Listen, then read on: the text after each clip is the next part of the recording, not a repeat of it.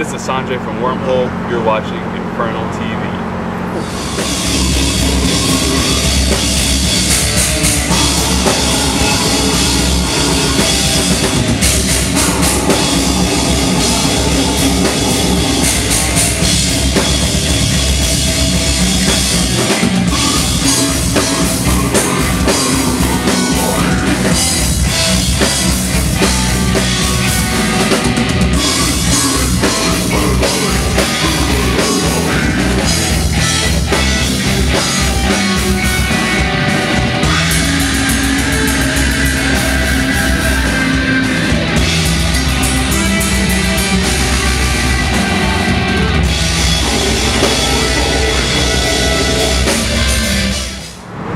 It is Stephanie here with Infernal TV, and I am lounging here with Sanjay of Wormhole. So how are you? I am great. How are you? I'm doing very good, thank you. All right, so now you're on the tour, Shadow of the Tent, Enterprise Earth, and Hyrian, you guys. This is an interesting mix of bands, and you guys have been on the road for a few weeks. So have the crowds been good, like reception, everything?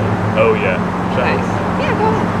Yeah, honestly, the crowd's been pretty amazing, especially considering I don't know, we're like a slam band, like a niche slam band. Slam doesn't really get a lot of attention, I guess, past a certain point. So I feel like, you know, we're getting to introduce a lot of people to some heavy stuff. There's been like a lot of people at the shows. People love deathcore, way more than slam. They like deathcore way more than slam. Just trying to, you know, introduce these people to Into SpongeBob. Yeah, and the SpongeBob. Yeah, we got SpongeBob for sale. You can buy SpongeBob. So, one thing about your live performances is you guys play really technical music, but you have so much energy on stage. So, how do you find like you're able to play, but you're also able to? Yeah. The secret is in the name, like text, right? Because tech, slam. Like the tech stuff, I'm focused. You know, usually I'm focused. The slam part, I can just go ham and just let it rip. And I feel like the music is like making it so that's possible. Like when I play in like my other bands, I never really get a break and I'm always focusing. And it's like, I don't know, you don't get that release, like, you know, when you're on stage. So yeah, the slam parts let me like just get whatever stress I have out or something like that. Nice. You know? Awesome. I will be asking about your other bands in a different question, but that's later on. So you guys signed with Season of Mist not too long ago. So how has it been working with them? Amazing. They take care of us a lot. Specifically Gordon and Katie. They yeah, I don't know. There's been like this different perspective now.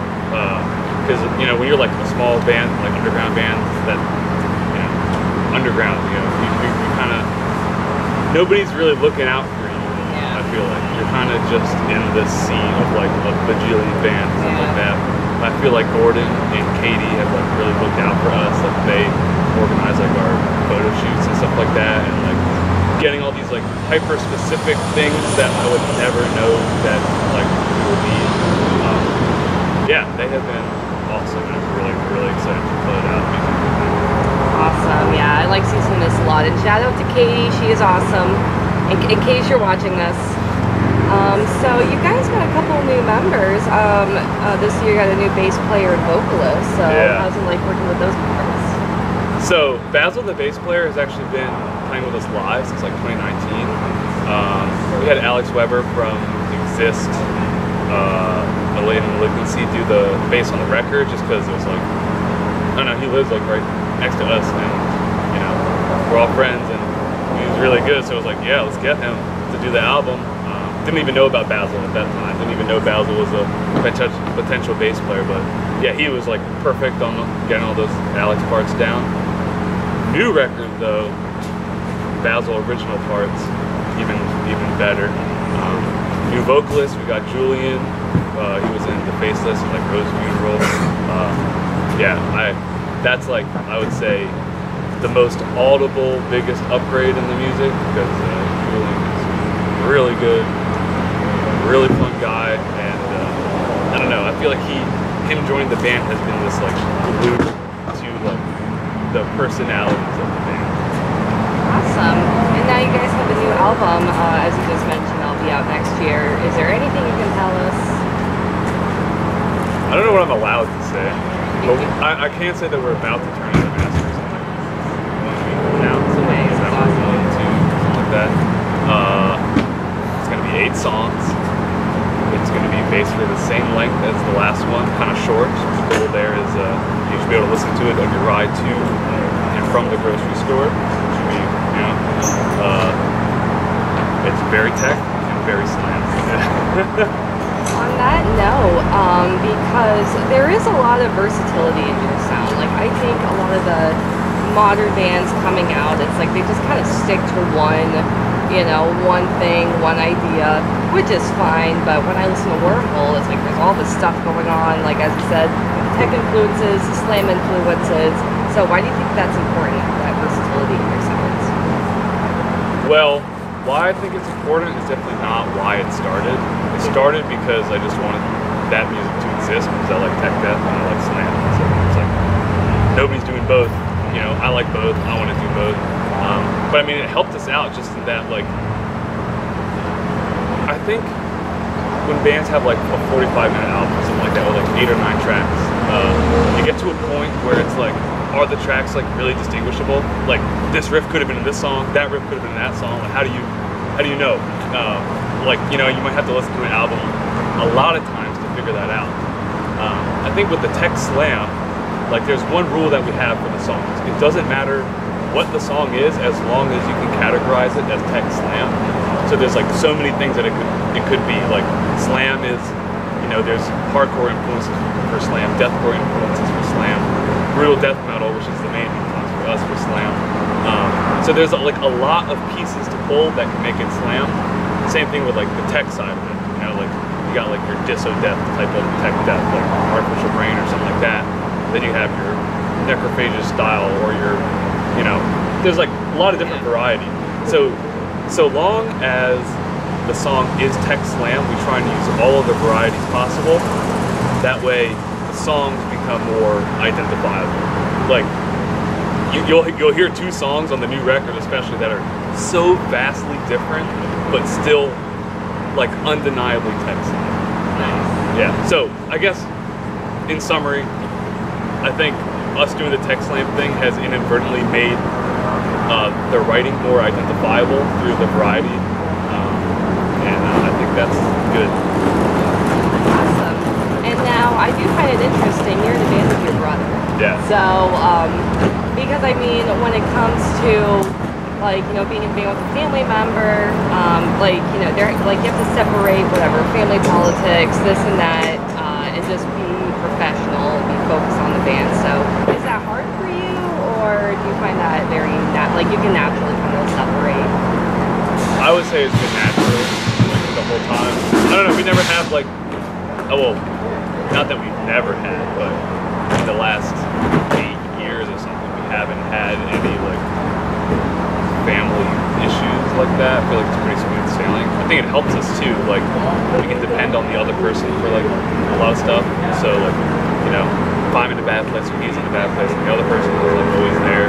So yeah, I feel like it's never been an issue, it's only been helpful. There are like competition sides to it too, you know, when we both play guitar and stuff like that, but I think it's healthy. And as I mentioned, I had a question about all the different bands you're in, and I'm specifically talking about Equipoise, because that's, you know, very tech heavy, like all over the place, different influences within that band as well, but, you know, definitely more tech heavy, no slam. So how do you approach writing music for both bands? So actually, this might seem reverse given that Wormhole is like my main thing, but like Wormhole is like very much like making a puzzle, like how do I connect the pieces together to make it work, and it's not usually a very natural, like I'm not usually in like a flow state for very long writing. I have to like kind of like get out like my calculator and like checking like tempos and stuff like that. Equipoise is very much like I don't have any criteria that I try to fit. It's kind of just writing a song. Because like, I mean, okay, it's tech death. I naturally am writing technical stuff just because I'm trying to explore, and I'm throwing blast beats in there, so it's already death metal. So I kind of feel like the new Equipoise stuff is a more accurate representation of here's me just writing music, while Wormhole is very much like it needs to be this. How do we make it this? Yeah, I'd say it's easier to write for Equipoise for sure. Interesting. I wouldn't expect. But I do have to say, I've never heard a musician actually take out a calculator. So, because I'm just thinking you're actually doing like mathematical formulas when you're writing. If you ever heard of metric modulation and stuff like that, it's like using, like making tempo changes that are feel changes that could also be interpreted as something else. But like, I like to do the tempos, so like, you know, I'll try and do a little math. Next is, tell him I really like his videos of him playing Marty Friedman Megadeth solos. They sound identical to the OG versions. And ask him if he is self-taught or academically trained on guitar. So not academically trained. I never went to school for music. I had two main guitar teachers as a kid. One was like my introduction to guitar and stuff like that. And then I had a point where I was like, my guitar teacher like, you know, knew I wanted to learn how to like shred and stuff like that. He knew he couldn't do that, so he referred me to this other guy who introduced me to like, jazz and stuff like that. So, you know, you might hear a lot of like jazz influence in my playing, but that's not because I'm like an academically trained jazz person. I just dabble a little bit because I just, you know, like it. Then I always took more lessons like with random people sometimes, like Pedras Ramos lives in LA. Like I took lessons from him. Hybrid picking stuff. You ever watch me do hybrid picking stuff? He taught me that. Then I took lessons from a local jazz guy, Skip Grasso. I would say was like the lessons for me, because he was the first person that wasn't like afraid to be like, why are you doing that? Like that sucks. Don't do that. Like I would, like, I don't know, improvising in front of somebody and having them ask you why'd you do that? You know, really put you in your place. So that I attribute a lot to my like growth recently to Skip.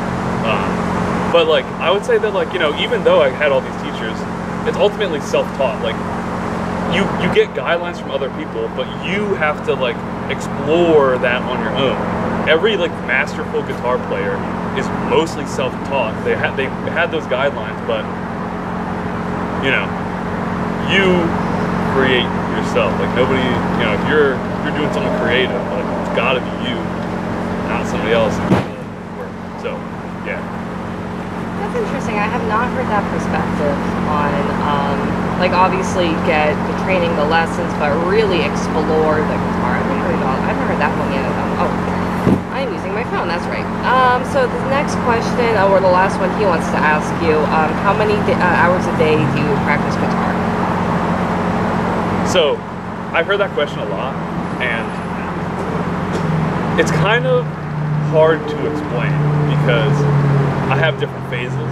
Like, for example, like before this tour, I was doing like, you know, I would say, yeah, I was actually like practicing 2 to 3 hours a day. That's like, you know, what is practice really? So,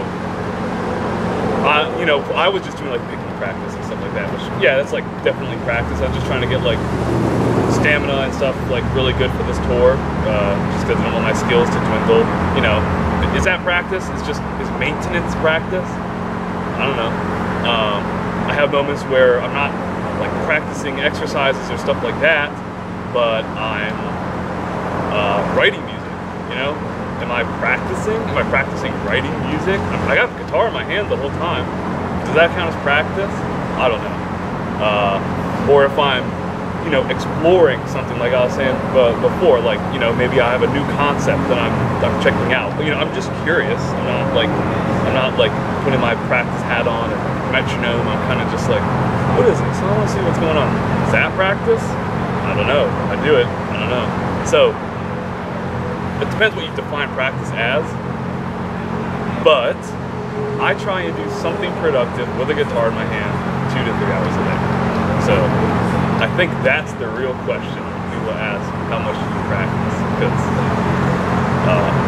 yeah, I've never actually explained that before, but that's how I feel. I do like that answer. What is practice? But now we're getting into a whole philosophical. This is the last question. You can say anything you want. You can tour, album, talk about SpongeBob. Take it away. We're selling shirts with SpongeBob on them, but you know, for copyright reasons, Tech Bob Slam Pants. Nice. Let's see. Wormhole, new album coming out next year, Season of Mist. Equipoise album coming, I hope next year on Artisan Era. My other band, Grey Lotus, also another band with another release on Artisan Era. Just had one this year actually. Another one next year, I hope. Yeah, I don't know.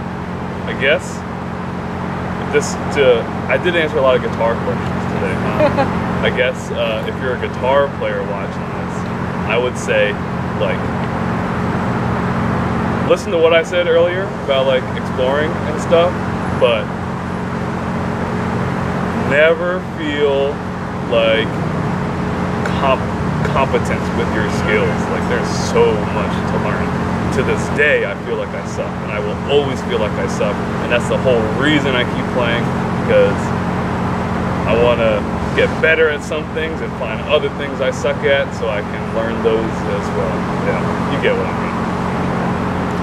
I think that's the definition of what is practice. Yeah. You just always feel so incompetent, and you're like, no, I have to get better. Yeah. All right, everybody, thank you so much for checking out this interview. Wormhole has a lot of really awesome things coming up. They're on this super packed tour right now. They will be releasing a new album next year, and then Sanjay has Equipoise and all of his other bands, and he seems to be very busy releasing albums left and right. So thank you again for watching, and stay metal, everyone.